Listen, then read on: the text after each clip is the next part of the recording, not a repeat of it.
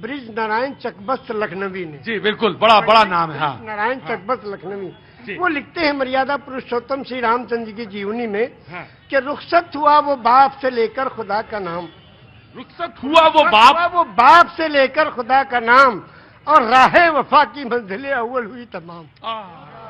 जब जाने लगे मर्यादा पुरुषोत्तम पिता के त्रिवचन को पूरा करने के लिए, तो पिता से जाके आज्ञा लेते हैं कि पिताजी अब हम जा आपके आज्ञा का पालन करने जा रहे हैं, और माता को जो आपने, सौतेली माता को जो आपने वचन दिया उसको पूरा करने जा रहे हैं, आपका आखिरी दर्शन करने आए हैं।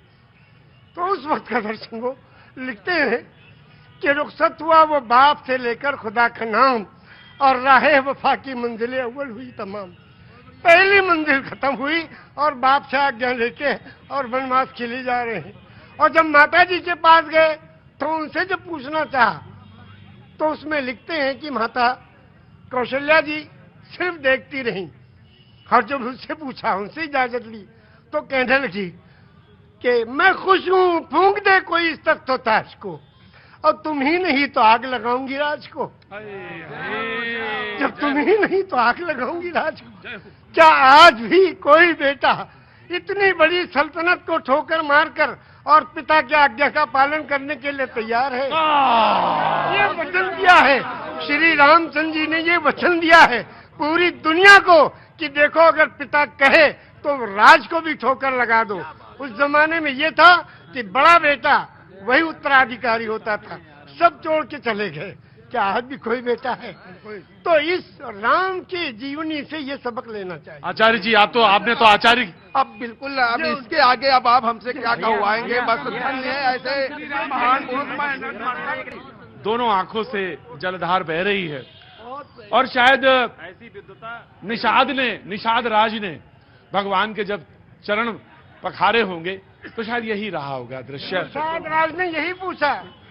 जब गए जो उत्तराधिकारी हुए थे और तलाश करते गए, निषाद राज ने पूछा प्रभु आप कहाँ? कहने के अपने भाई को ढूंढने। भरत जी ने कहा। तो कहने भाई को ढूंढने के लिए पूरी फौज लेके आए हो? अब फौज लेके आओ तो इसके माने तो आप उनका बिल्कुल खात्मा ही करने आए हो? कहा नहीं, अपने भाई को लेने आए हैं। अगर वो नहीं गए तो हम उनके चरणों में जो चीज है खाऊं उसी को ले जाके रखेंगे सिंहासन में, फिर राज करेंगे। क्योंकि रामचरितमानस की कौन सा पंक्ति आपको सबसे मन को भाती है? सबसे ज्यादा तो यही भाती है कि बिन पग चले सुने बिन काना, कर बिन करे कर्म बिन दाना, आनंद ही सकल रस भोगी, बिन मारी वक्ता बड़ जोगी। एक राम है घर घर लेटा, एक राम है दशरथ बेटा, और एक राम है जगत प्रचारा, एक राम है जग से न्यारा।